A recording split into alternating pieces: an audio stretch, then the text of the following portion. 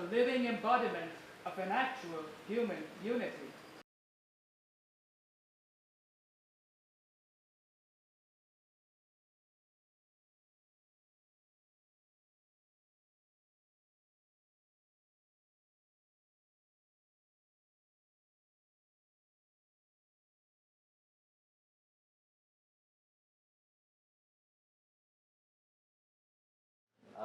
We have a rather interesting environment here. I think people just told me this morning that they haven't seen so many Aurovillians packed in one place at such high densities before.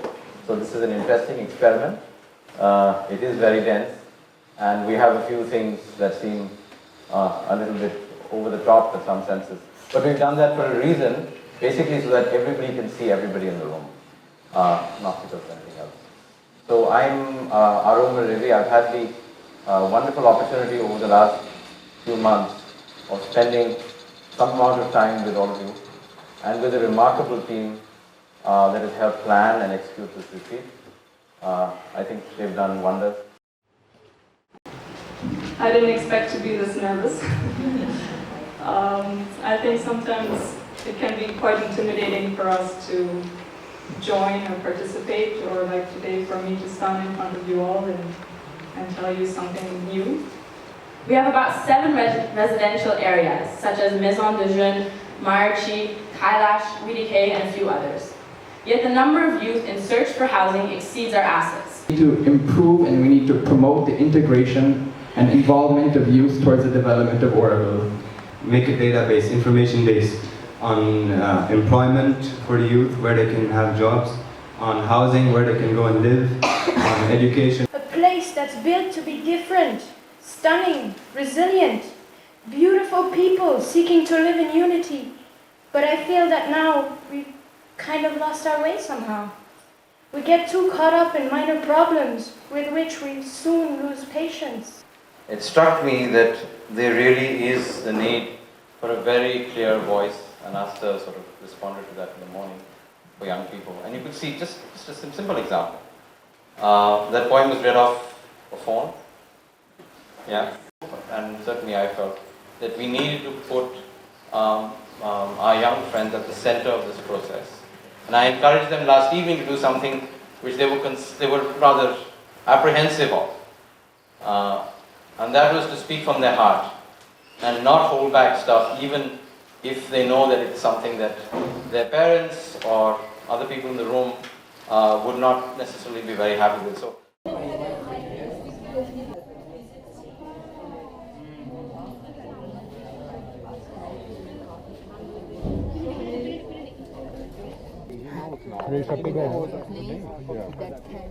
I just relax.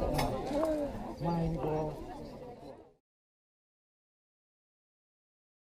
I just lay out very, very quickly, and I sent out this note a long time back. 7 somewhat difficult questions. We have a sort of a name for this in the, or at least one version of this in the retreat group. It's called Elephants in the Room. So we're going to parade a few elephants in the room. This is my way of parading it. I'm sure we're going to have different ways of doing it.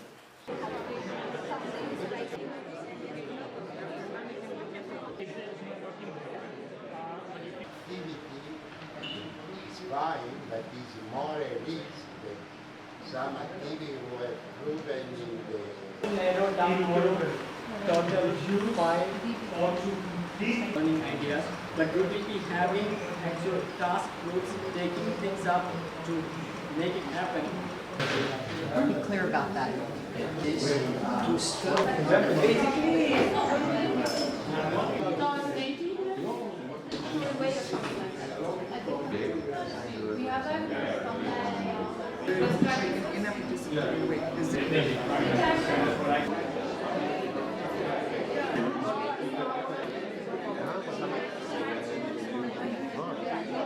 As the suggested paths through which we undergo this transition are many.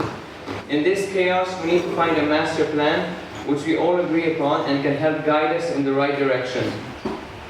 A learning society of constant progress, guided by the emergence of the psychic being towards oneness.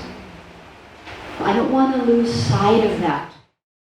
To identify the various categories of population living on site or not, permanently or temporary, and explore how they relate with Auroville, what they expect from Auroville, what they offer, and what we can offer. So, like privileges and duties. So, for example, this could be there are many spouses and families living in Auroville that aren't actually Aurovillian. Maybe one person in the family is Aurovillian, but the others are not. First of all, is meant to build an ecosystem service to ensure water resource, soil fertility, food production and afforestation.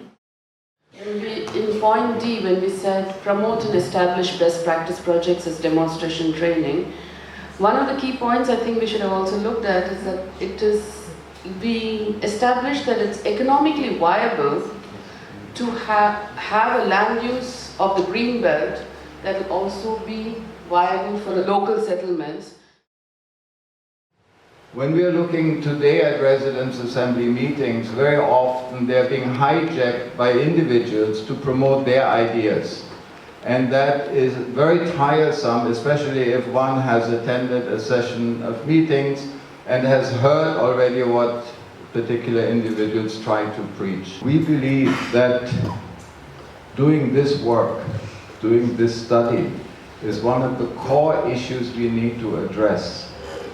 Today, it is extremely easy to block something by saying, oh, this has to be approved by the resident assembly, knowing fully well that that can easily take 2 to 3 years.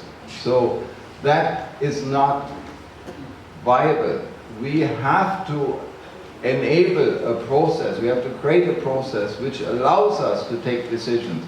We may make mistakes, but not taking decisions is not affordable. We have to be able to respond in a way which is credible, which is carried by the community, and which reflects where the community is.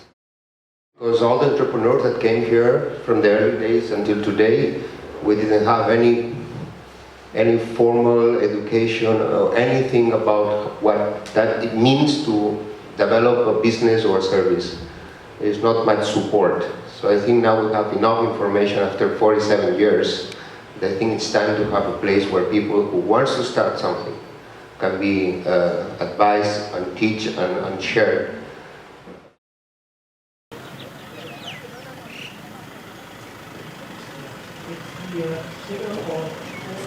What's Dr. Karen saying? Thank you, Parama. Let me say that in the 20-odd years that I have now been associated with Auroville, I have never seen the Aurovillians in a better mood than you are this evening. But today I find that there is a new energy. It's too soon for me really to be able to say, but from whatever I have learned and whatever I have heard and whatever I myself have been able to gather, this retreat has been a tremendous success.